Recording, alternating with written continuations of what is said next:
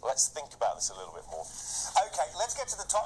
Let's get to the topic. The three boys in the toy. We all just want to talk about India breaking this. What, about 3 hours ago? Not even that, maybe. Breaking this world record. 104 satellites in one shot.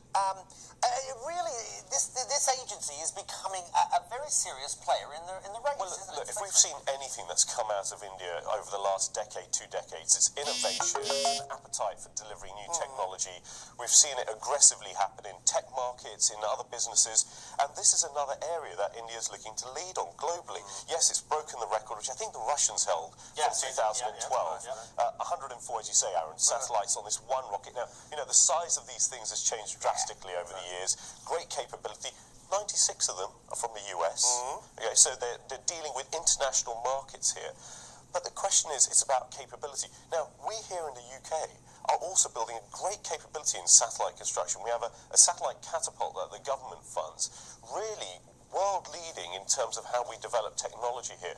The Indians are trying to play the race, the satellite space race, I think. And they do it very, very. They can do it for very, very cheaply. But I've had lots of tweets this morning. A question you mentioned about the UK doing this. So here's the question: India has a space program. India has nuclear weapons. A third of Indians live on less than $1 a day. But if they've got a space program, they've got a nuclear program. Should the likes of UK, Australia, be giving India aid? But you've got about 30 seconds. Right. Well, the question isn't about where should the money be spent. Even in the UK, as we spend in the satellite industry, we have questions about should that money go into the NHS? Should it go into welfare reform? Should it go into other factors?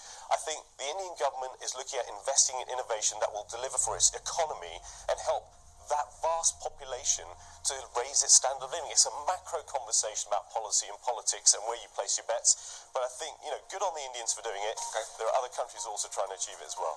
Corvia Ranger, thank you very much indeed for talking to Aaron Hesselhoff. I know, I'm sorry, I had to get that question in.